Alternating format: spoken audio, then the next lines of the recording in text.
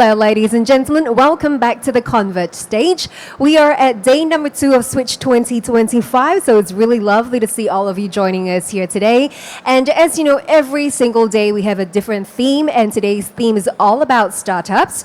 So the upcoming session that's happening behind me is powered by SMU, and this panel will be addressing how fractional leadership, the use of part-time C-suite executives, has evolved from a temporary fix to a strategic lever for capital-efficient scaling.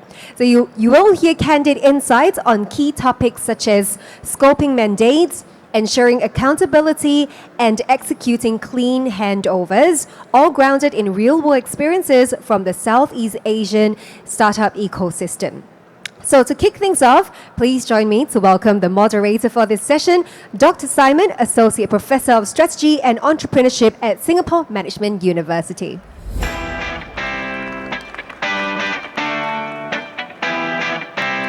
Joining Simon on stage, we have Cassandra Ong, founder of OtterHalf and SMU Big alumna. We also have Eng Seet, Southeast Asia Expansion Strategist from Sigma Growth. And Ginny Lim, founder of Evanlit. Handing the time over to you, Simon. Take it away. Hello. Hi everyone, thanks so much for being here. So, as already introduced, my name is Simon Schillebiks. I'm a professor at Singapore Management University, and I'm also the founder of 2 startups. So, inadvertently, over the last 6 years, I have been a fractional C-suite member of my own organizations, and that's why I was asked to moderate this panel. But the real experts are sitting next to me. So, what I propose that we'll do is we'll start with quick introductions, where you come from, how long you've been working in kind of fractional leadership, and what you think is the worst thing about being a fractional leader. Okay? Because that's more interesting than the best thing. And then I'll ask some questions, and if there's any questions from the audience after 30, 35 minutes, happily come around, give you the mic, and give you the opportunity to ask a question. Okay? Cassandra, over to you. Yes, thank you, Simon. So my name is Cassandra. I'm the founder of OtterHalf. So OtterHalf is a fractional marketing agency where we operate as businesses of part-time experienced marketing teams. So OtterHalf has been around for 2.5 years, and I think maybe coming back to what Prof. Simon said about what's the worst thing that can have happened to me in terms of being a fractional leader. I think the worst thing that can happen to me, that happened to me is basically sometimes you don't really have control over what the client wants, and it's something that, and of course to me, I always love to launch things that is on that OtterHalf run, like campaigns that we run, but sometimes the decision is not ours. Yeah. Okay. Thank you very much. So I'll give the floor to Eng Seet. He's a fractional finance person. Hi, I'm Eng Seet. So I'm a founder of Sigma Growth. So Sigma basically helps companies to unlock growth capital by telling stories with numbers. So we provide fractional CFO capabilities and also help on finance operational transformation as well. So my background is 18 years in investment. So during my time as a portfolio management, we did a lot of portfolio management work, so why not do it as a service? So naturally, I came out last year to do finance as a service. I think what is most difficult about being a fractional, I think we wish we had more time. I think there's always a challenge as fractional leaders. There's only so much time within an hour, within a day for us to help our clients. But that's one of definitely something that we are trying to kind of address as well. Okay, thanks, Eng Seet. Ginny? Hi everyone, my name is Ginny. I am the founder for Evanlit. Evanlit is a strategic advisory practice that I founded 1 year ago. And my focus is actually working with founders and CEOs of up to Series B scale-ups, startups, to basically look into navigating their complex business situation and to drive growth. So a lot of topics that I work with my clients are around business strategy, go-to-market, as well as a digital transformation. So my background was in corporate finance, and I actually went into banking and fintech. And I guess it came to a point where I just felt that I wanted to pursue a little bit of flexibility in what I want to do, who I want to work with. But this comes to, what is the bad thing about Fractional is that I realized I work harder than before. So I think that, this is actually one of the things that you just have to go through. But I think that with passion, it didn't feel that much like work at times. Yeah, working harder. I think anyone who ever started a business or who is planning to start a business should expect that they're going to work a lot harder than before they started a business, regardless of what your business is. So we've talked a little bit now, thanks to these 3 introductions, about fractional leadership as basically experts with expertise in marketing, finance, strategy, and growth coming into organizations to help them out for a specific amount of time per week, per month. I want to ask you, just by show of hand, maybe, do you think this trend, because right now it is a trend, fractional leadership, is this really a strategic shift that we're seeing in Asia, or is this just some kind of short-term solution to an urgent problem? If you think it's a real strategic shift, please raise your hand. Okay. I'm going to assume that everyone else has thought deeply about the question and didn't raise their hand deliberately. So what about you guys? Do you think this is a strategic shift, or are we just seeing something that is going to be a fad and that's going to disappear in the next couple of years? Cassandra? I think for me, I've seen both sides because I do have, clients coming to us asking us to be their fractional CMO and supporting them in their strategy. But at the same time, I also have, maybe because of the climate, there's a lot of restructuring, a lot of layoff. Businesses coming to me, telling me that, hey, we are planning to conduct a layoff soon. There's gonna be restructuring happen, and I need an interim solution, right? So I think for me, I've seen both sides. But of course, if you ask me, it really depends on the business that you are at right now. Yeah, and whether or not the need is it strategy, or is it an interim solution to a problem that you're facing? I think as an investor for the past years, one of the biggest challenge for when we manage our portfolio companies is always to find talent. As we continue to see, being entrepreneurship has been ongoing rising trend. The demand for talents, specific technical skills, I think that demand will continue to increase. As a result, you get this demand and supply where people also want flexibility. How do we scale the business much faster? So I think the demand and supply kind of will drive more supply into the market. So I think this is a big strategic shift where founders are gradually, buying to the idea of working with fractional leaders to scale their business. I think historically in Asia, the culture is FaceTime, right? And basically, people would equate quantity of time equals to quality. But post-pandemic, I think with the opening up, talent mobility, more acceptance of remote work, I do think that companies are actually working harder to look at innovative solutions to basically manage costs to increase ROI. And the thing is, fractional is actually it's not a new concept, right? It's just a term that has become a little bit more of a buzzword recently. But if you think back, more mature industries like US and in Europe, where interim management has always been a thing since back in the 70s and 80s, it is the same model where you basically have senior executive basically providing a fraction of their time to help certain companies. And I do think that that is increasingly an appealing option for startups and companies to explore in this region, just because it is so hard to access good talent, tap into expertise fast, promptly, and the burden of managing costs and managing burn. So I do think that it is strategic, but it'll take a little bit longer to basically increase adoption. It wouldn't be immediate.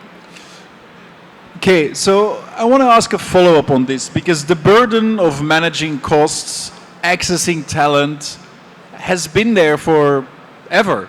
For everyone who starts a company, everyone who works in a business knows that there are these challenges. So what has shifted in the last couple of years beyond just the emergence of the term fractional Because maybe what has shifted that makes fractional more important now, and maybe also like how is it different from an advisor or a consultant, or as we were discussing over lunch, emergent? Maybe I'll start first. I think the reason why it is picking up right now is because a lot of startups and investors always assume that if you want a senior person, a C-suite, it's a full-time role, right? I think it is hard to comprehend that you would have a CFO or a CTO that's only working fraction of the time. It didn't make sense. But I think that, as more people are coming out to provide that services, a little bit of trial and error, it worked, word of mouth, and if you think about the startup and the investment community, it's actually pretty small. As that become a little bit widely acceptance and people are more curious about how this model works, I do think that there's more conversation about whether or not this could be a legitimate and sustainable model for people to explore for senior folks. And why is it different from consultants and advisors? Is consultants are typically short-term, project-based. They work on something, deliver, and after that, wrap up and leave. Or if they want, they could sell on. And for advisors, it's more providing guidance, counsel, but they do not get into the execution of it. Fractionals do. Fractionals embed themselves into the organization. Fractionals own outcome. They work with team. They even manage a team of permanent staff. So I think these are the distinct differences in the model that as we have a little bit more conversation and greater education on the differences, I would love to hope that this could be a legitimate model that we can explore. Yeah, so a lot of demand that we see is still coming from tech startups, and it's also a function of the maturity of the ecosystem that over the past decade, as we continue to build unicorns in the market, you have people who have experience building, scaling unicorns, and then they wanted to come out and do it themselves with a proven experience to be able to help new startup companies. So that's kind of the supply equation. I think one the difference between us and consultants is we need to be very empathetic with founders, right? I think startups is a very difficult journey. So as a fractional leaders, we empathize. We need to be able to make recommendations that are suited to the different stages of companies that are in play, because different stakeholders are required. You manage your board members, you manage your founders, your co-founders, even your team members. So I think there's a lot of aspects of culturals and sort of different interest parties that needs to be managed. And I think having that experience will be very different to a regular consultants that are more specific work scope that are typically being engaged with. Yeah, I think for me, there's two parts to it, why it's emerging. I think first is the supply side. I think there's supply of talents. Today, if you were, it's quite jaded to me, whenever I read the news, this particular company is downsizing, this particular company is laying off their people. But at the same time, these are the very people who are very experienced and are able to provide, expertise, right? Or even be able to guide companies out there. So there's quite a bit of them, in the market right now, and that's why, the supply side of it, that increases our fractional talent. I think the other one is demand.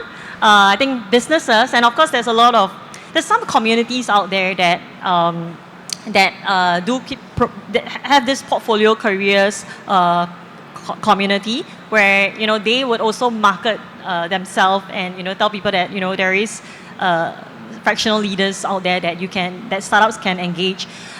So that being said, businesses now also they realize they have an option, right? Apart from freelancers or consultants, now they do have an option to engage fractional leaders. So I really think it's really that this demand and supply thing that is driving that emerging of this fractional leadership concept.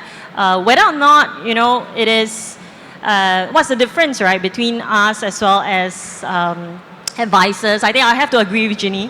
For us, it's really having a shared goal with the client and making sure that we not only strategize but we also execute towards that shared goal that we have to be accountable for. All right, so I think there's like two big themes that I've picked up on in terms of how it's different. And I want to pick them apart a bit more. So firstly, talking about the outcomes and the execution aspect. And secondly, what you were hinting at more about the cultural aspects and the kind of empathy. So can you give us an example of how, in one of your engagements as a fractional leader, how you've really helped create an important outcome for an organization? Like, what's a concrete example of what you were brought into and what you ended up doing, what the kind of KPIs were, how it worked? Maybe Ginny, you can start. Yeah, okay, happy to start.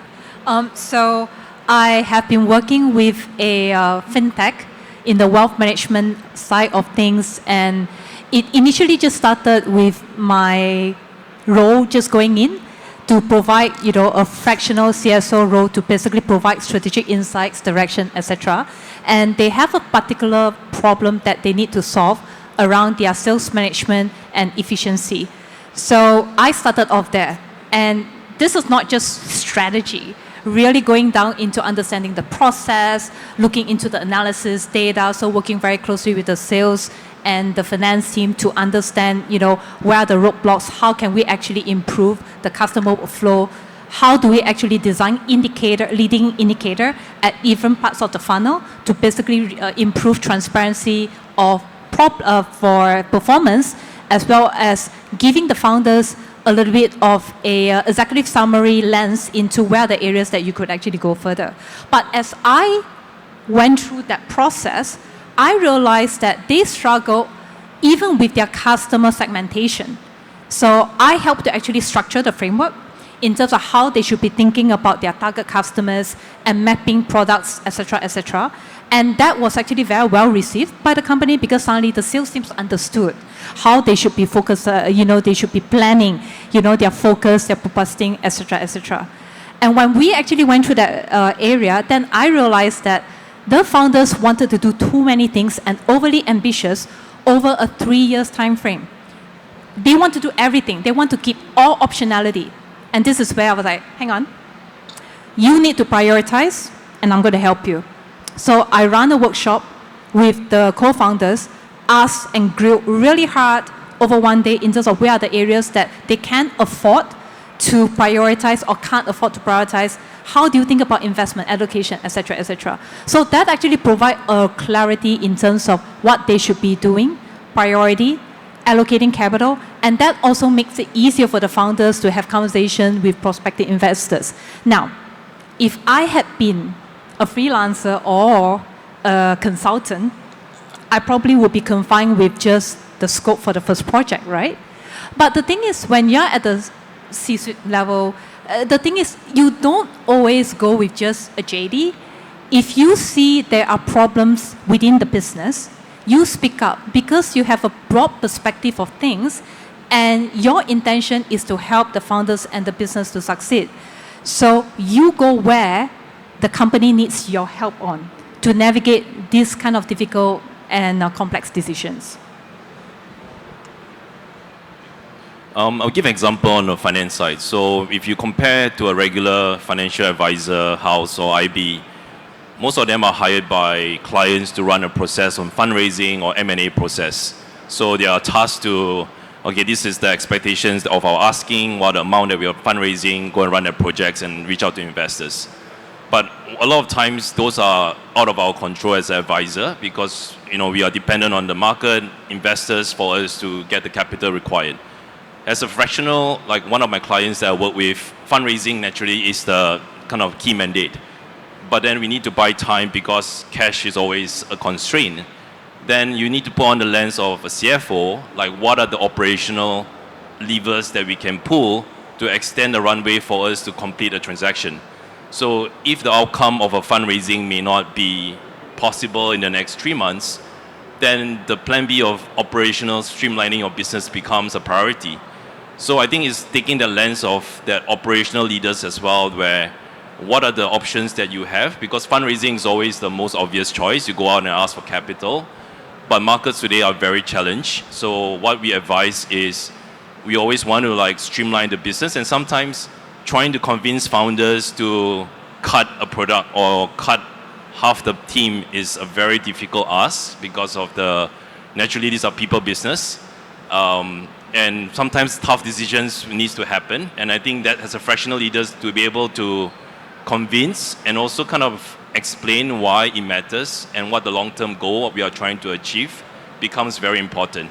So I think that's a very big distinction between someone is being tasked purely for fundraising and someone that is doing fundraising but at the same time are also thinking about second options in the event that you cannot fundraise. So those are one good example. I think for me, I'm not sure how many people are familiar with the brand 42. They are one of the biggest, e-commerce furniture brand in Singapore. So when I had the opportunity to speak to the CEO of 42, he came to me with a problem statement, right? 42 itself is a very big brand, so naturally there is marketing teams or HQ marketing team that's supporting that brand. But at the same time, there are quite a few of sub-brands that they are managing, one of it being Haley, which is a bed-in-the-box concept brand.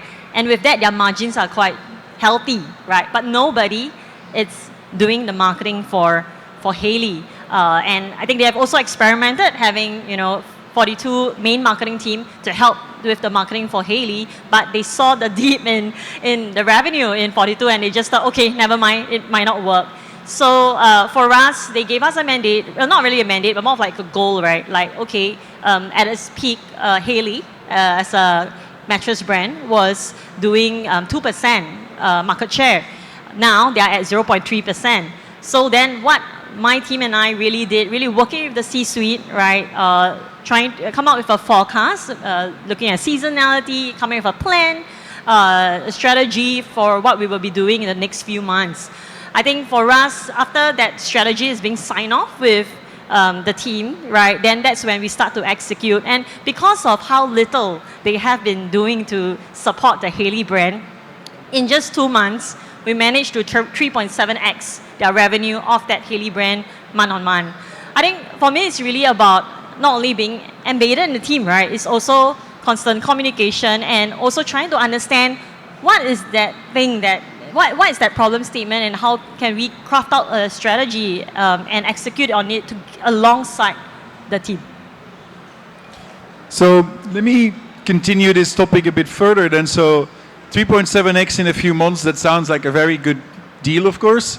Now, if you're the founder or you're running the company, then I think a question becomes, okay, if this is really so successful, do we bring these people in full time?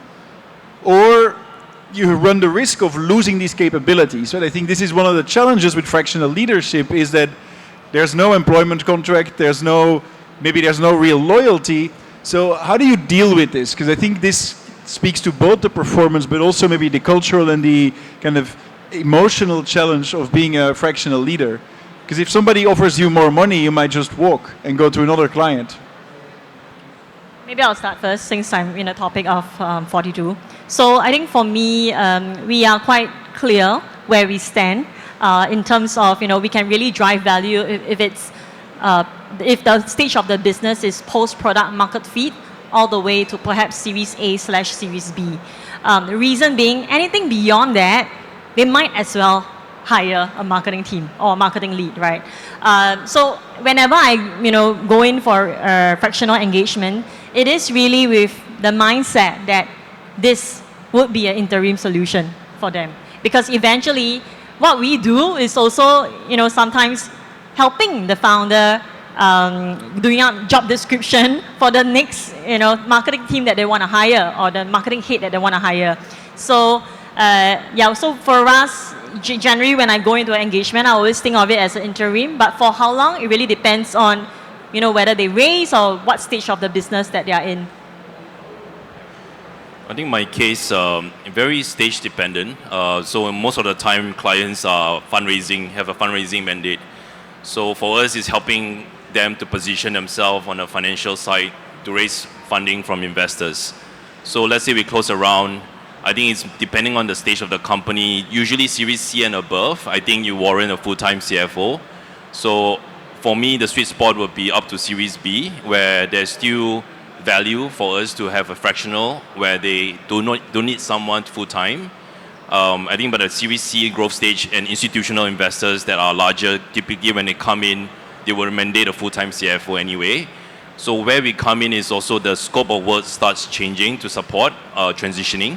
Whether very specific work scope that we can support, maybe on the fundraising, whether it's on investor relation, I think that's where the scope of work will start to sort of evolve depending on the stage of the company. I think there's a reality where there is a transactional element to this kind of relationships, right? While you go in to actually provide your expertise, the more you share, obviously, the founders, the executive leaders, they learn. And if they have team where you actually help to supervise, they get better. And it could get to a point where they no longer need your service, or they feel like you are indispensable and they would like to bring you full-time. It happened. And I've actually seen fractionals that actually went in full-time. If that's their goal. Recently, I also have a company where I helped to set up the company, launch it, and currently, running their operations. They want me to go in full-time. But what I told them is that they need a different kind of leader to run the company from there onwards.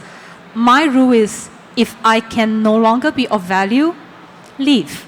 There's no point staying on for the sake of, yes, there is income security, but you also have to ask yourself, are you actually doing justice for the client, and whether or not it satisfies your own, I guess, noble ambition of, really trying to be someone who is professional and has integrity, right? So I do think that there is reality that the clients will churn, and that's why for me, one of the learning point is that the whole BD and basically going out to meet people, learn from others is also important, because word of mouth about your capabilities, what you can do, will also help to actually bring future clients.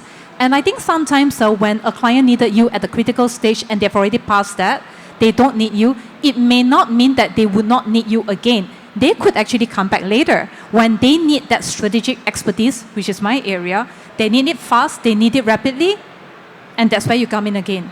So I think this is the kind of mindset that you need to think about. It's not about, once you get a client, try to hold on to it as long as possible, especially in my area. It didn't really make sense. Okay, well, you're displaying a very strong sense of ethics, which may not be there for everyone, of course. Now, given that this is, in most cases, temporary, right? You're coming in, you're solving a problem, maybe using your existing expertise, and then you may not stay on, so it's not a very 2-year, 3-year retainer model. So at the same time, so you're kind of highlighting, Ginny, that this is somewhat of a transactional relationship, whereas Ingsid, you were saying, like, one thing that's very important is that we show a lot of empathy with the founders, that we think about how we are engaging them, which is the opposite of transactional, that's very relational. And so there is this tension between the type of contract that you're having and actually what it requires as an individual. But do you have any examples of how you manage this? Because if you're too transactional, then you might not be able to get through to the founders and they might not take you seriously, or they might just kind of dismiss your advice. But if you're too relational, then it might also create problems. Maybe let me just continue the conversation, right? I really think that in the fractional space, you have to think about how you're helping the client based on what they need. So if a client needs you at the critical stage of their company is pivoting, or they need to launch a new product or enter a new market, you need to know that there is a limitation to how long you can actually provide the expertise, unless, as what Ingsid was saying, that you reach a certain scale where they need you full-time and you could actually have that optionality going full-time if that's what you want. But there's another type of relationship where it is a very conscious effort of founders not to have a bloated C-suite. They always want to keep it lean. And there are certain things that they actually want to keep it a little bit more of on-demand expertise, but there could be varied topics that could actually be fulfilled by that one specific fractional leader. In this kind of circumstances, because the topics could evolve all the time, the duration could potentially be longer. It could be on the retainer basis. it could actually be multi-year. I know of a fractional operator working with a private equity on a fractional basis, 2 to 3 days a week, 4 years in. 4 years. No intention to transition into full-time because the PE had no intention to basically add an hour a week. But they appreciated the value that the fractional brought. And in that kind of circumstances, when you have portfolio of companies where you could always go in and out, there is longevity to that engagement. So I do think that the answer, I know as cliche as it sounds, is it really depends on the clients and their client needs. I think when I talk about empathy, it's like because we are hired as a fractional leaders, in a way, we are not a full-time employee. We do not have the luxury of, spending months to really kind of build a rapport with the founders and try to understand how it works. So I think it's so critical as a fractional leader that you need to find the best chemistry that you have with your clients, where your advice is also being sort of like on the same level, where they understand like where you're coming from, the willingness for them to sort of like appreciate the advice that you're giving, and whether we can work together to achieve the same goal. I think where sometimes with the struggle we have, it might be sometimes they're not sort of at a stage that they are willing to let go, right? So then I think there's some barriers to kind of work with an external party when you are coming in as a fractional. So I think that's where some of the challenges might happen when you come in as a fractional. You're not sort of, if you don't build a trust and credibility, delivering the results becomes a bit harder, right? So I think what I try to do is spend a lot of time at the beginning to build a chemistry and to understand whether we can work towards the goal that also help you to mitigate some of the risk factors as you engage and you have to kind of deliver on the results. Can I add on something? I remember when I just started out, one of the client who happened to be a close friend very candidly told me, Cass, you're so transactional. At a point in time, I was thinking, what does it mean? Isn't it, business? But I think over time, I also realized, and this actually goes beyond that really, it might even be the incentivizing model, right? Because over time, the reason why I'm so transactional, because I'm being paid, right? And paid a fixed fee for the engagement. But I think how it made me rethink about what I do is basically, and a bit more empathy, it's trying to work out probably a hybrid model where there's a fixed fee to be paid. There's also a revenue share model that I also being paid if, let's say, we drive a certain revenue towards the client. So I think it balances that, but of course I know not everyone would do that hybrid model. But I think when y'all talk about the transactional and empathy discussion, I was just thinking to myself, wow, I think I've come a very long way. Okay, thanks. I want to maybe shift the conversation a little bit and kind of posit a very different perspective, right? So I think any conversation that takes place at any panel right now cannot bypass the reality of artificial intelligence. So if we take maybe a little bit of a negative perspective, we see that AI is probably the first technology that really makes highly educated people with a lot of expertise significantly less valuable, because a lot of that expertise is now suddenly readily available. So similarly, you could argue that fractional leadership is taking very specific knowledge and turning it into the gig economy, right? So what differentiates you as a fractional leader from a Grab driver? Now, of course, there's a lot of differences, but if we take this kind of negative perspective, like how do you see these kind of trends coming together? Because there is a reason why fractional leadership, not as just a term, but as a practice, seems to be kind of coinciding over the last couple of years with the emergence of AI. Is it really that firms just don't want to hire and make long-term commitments to people anymore, and that this is kind of now reaching up the hierarchy in firms as well? Oh boy. Now, so AI, I think is very interesting because many people think that, oh, now I have AI, I don't really need all these experts anymore and all that because I get all the answers from that specific tool, right? But the truth is that there's actually nuances. if you understand the creation of the language LLM, they are actually trained on trained data that's actually fit into it. But your unique experience actually comes from the years that you've actually been working in different industries, in the different markets. That is actually the wealth of insights that you're also giving to the client. So I had an incident last year where my Series B fintech client, after working with them a few months, we were actually working on loyalty program and go-to-market, pilot design, etc. Suddenly said that they came to a point where they need to manage costs a little bit more, and the CEO, well, it would actually consume additional time, but he felt that okay, he'll make do with using AI instead, so didn't really need my help, right, on the strategic direction. Now, I wasn't offended. I can imagine that many founders might take that as an option, right? But the thing is, I do use AI in my work as well, and I know how I use it, and I know where to actually sense check, and I know how to actually prompt and use that as a way to facilitate my thinking, but it doesn't do the thinking for me, because ultimately, when I advise the client, it has to come from me, not from a machine. So that also requires me to be rigorous in terms of checking the facts and data, and all of you have used those tools before. You know to a certain extent how reliable it could be. So I do feel that there is a risk, of course, that the companies might actually be overly dependent on AI tools to do the thinking for them, to do the decision making for them, that they might actually miss out on the nuances that only people that has practical experience would be able to shed a light on, to help them to think a little bit about the trade-off and what are the consequences, right? So I do think that yes, it happens, Simon. I'm not gonna I'm not gonna deny it. As a matter of fact, I do have friends to say that, hey, you know what?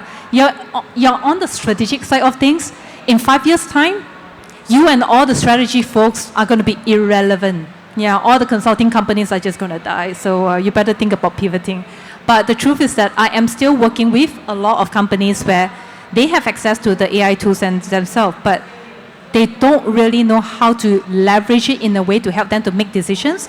You still need the human touch. You still need the logical reasoning that comes from practical experience. So I like to think that I can still survive in this industry for at least a few more years. I think, I agree. I think for us, we use AI to address blind spots. I think it's very good to enhance our data points for us to make better decisions.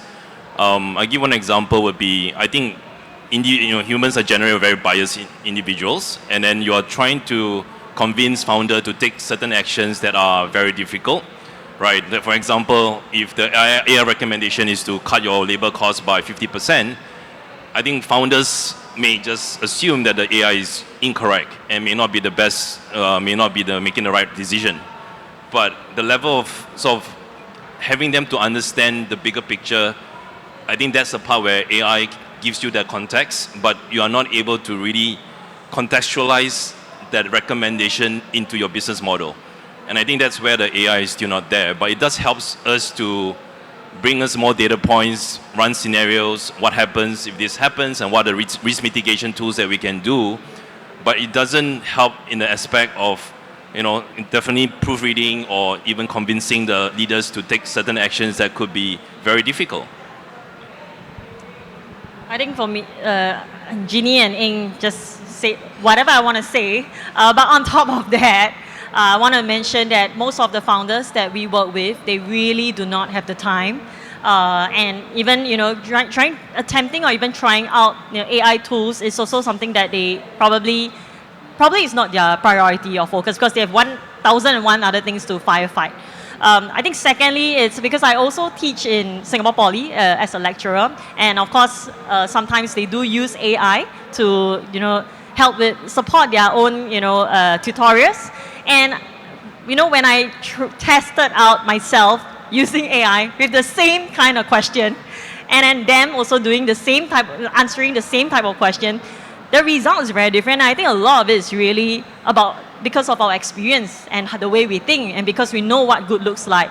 So yeah, that, I mean, it's just reaffirming what they said about, it's really about, your experience, and I guess AI, we can't run away. It's really how we can embrace it then.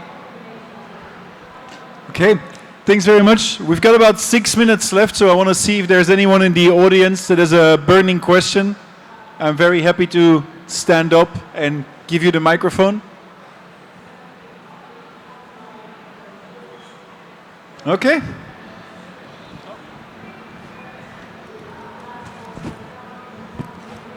Hi, thank you for the opportunity. My name is Chris. I want to ask your clients currently, right? Are they mostly in Singapore or overseas? So you're asking whether the majority of clients are based in Singapore right now. I think you at least have a Malaysian clients. Yeah, so I'm Malaysian, but I've been in Singapore for the last 11 years. So currently I have clients in Singapore and in Malaysia, but I recently just started working with a client out of US. So, how I talk about work-life balance, because fractional, that is the way to go? Not really. Yeah, so I do take, night calls, etc. for my client in US. My core markets are Indonesia, Malaysia, and Singapore. So it does span across the 3 countries. And for myself, mainly in Singapore, but I think because in Singapore there's a lot of they have their APAC hubs, right, in Singapore. So sometimes we extend our work beyond just Singapore, like in Australia, Japan, Korea, and Taiwan even. Okay, I see there was a question there, sir. Hi, I'm Rahul. Thanks a lot. It was very insightful. I just want to understand, because it's fractional and it's also your time and expertise, how do you set up a team around yourself so you can take more than 2 clients or, a little more than that? So how are you building that out in the last few years that you've been doing this? Thank you. I can take that because I actually built a team around Fractional. So for myself, I started out working with the people. So I operate as fractional marketing teams for business, right, AutoHub. But at the same time, the people that I hire, they are also fractional to me, right? They come experienced. And most of the time, when I started out, I hire people that I've worked with before, because then I know that we can work well together. So it started out being that. And then I think when it grew, then how I work with them, because they are fractional to me, right? So I can dial up and down their hours according to my business needs. Because there are some months that will be loud, unfortunately, and there are some months that will be booming, right? And that's the flexibility of how probably I manage my team. But maybe to Eng or even Jeannie. I think on the finance side, there are some areas that are, like let's say tax expertise. Like if we don't have the right tax expertise, then we tend to work with a fellow advisor as well. But typically, we try to. I know that's one of the biggest challenge in the fractional space is scaling. So I think trying to have a broader base of services that are operational and strategic. I think that's kind of where I'm thinking about sort of like scaling up in the future. I think from my side is there's generally 2 types of fractional model, right? One is you productize yourself. So you are the service, you are the asset. So there is limitation to how you can scale. But what you do is you scale your efficiency. A lot of tools, AI tools or agents that you can actually build around to help you with research, admin stuff. So it actually free up those time for you to be able to serve more clients. Then there's another type of fractional model whereby they build a collective, whereby in addition to that person, they also have a collective of other experts that they could actually curate to be able to serve a client or to pitch or a specific engagement. And that's how they could actually scale in terms of, the volume. But not everybody necessarily always want to scale to become bigger and expand, especially if the reason why they started to pursue a fractional career is because they want to have that balance between what they're really good at in terms of their core skills, hence the job, and there's also, the passion topics like that they deliberately want to carve out time for. Okay, I think there was one more question in the back. Or somewhere else? Oh, there's plenty of questions. Well, we only have 1 minute. Okay, you've been chosen. Thank you very much. So I used to live in London, and then I recently moved to Singapore, and I used to be on the investments and finance side. I did spend some time doing fractional work as like, on the finance side, fundraising, strategy, all that stuff. What I actually found is that in Europe at least, if a startup had fractional people on the C-suite or like advisors of that sort, it was actually viewed negatively by the VC community because funds would say, I'm betting on a founder. How can I rely on this person who is getting so much outsourced help? I need to know that they have the grit and the drive to fundraise, to think about these problems themselves and figure out themselves. So I'm curious to hear what's your perspective in this region. How do VCs and investors kind of view it from your perspective and your experience? Yeah, maybe I can just give you a little idea here. So, I mean, as a fractional chief science officer in my own company, this often comes up, right? I have a full-time job at a university. I'm being paid by the university. The argument that we make to VCs and so is, one is, I'm a professor at university, which helps because in Asia that means something. In Europe, maybe a bit less so. I don't need to take a salary, right? So by me having this kind of fractional opportunity, I'm basically a very cheap resource for the company. Typically that works, but this is of course a niche situation. Don't know if you guys have any expertise with this, especially you with fundraising. Yeah, I think it depends. I think if I put on my investment hat, I think it depends on the value, where the value sits the most among the leadership, right? So I think if the co-founders carries the bulk of the value, I think the fractional is serve as to enhance or to free up time for the founders to grow the business. I think that's perceived as acceptable these days. So for me, like the way I free up time for my founder, basically, if I were to meet 100 investors today, that's 100 hours of meetings to then screen out which are the highest likelihood of investments. They could use the 100 hours to meet potential clients to scale the business. So that complementary kind of help will serve the founder in a sort of early stage a lot better. But for later stage companies like growth stage, I think that's where the talks about hiring full-time becomes more essential. And I think fractional becomes more specific use cases for maybe ad hoc projects that they may need certain technical expertise they want to try out.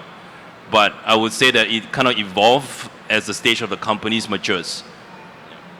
Okay, I'm sorry, I'm going to have to wrap up here. We've gone over time already. So thank you very much for joining and for attention and for your questions. Thank you, Cassandra, Engseed, and Ginny, for sharing your experience.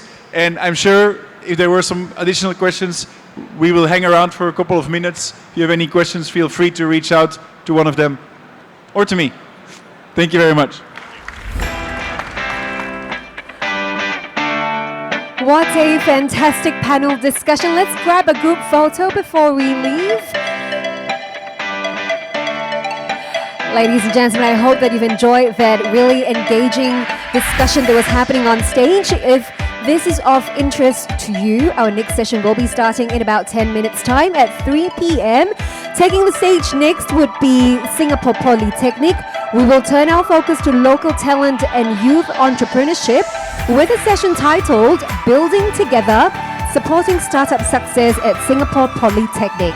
That's going to be happening later at 3 p.m. So we'll see you back here in a bit.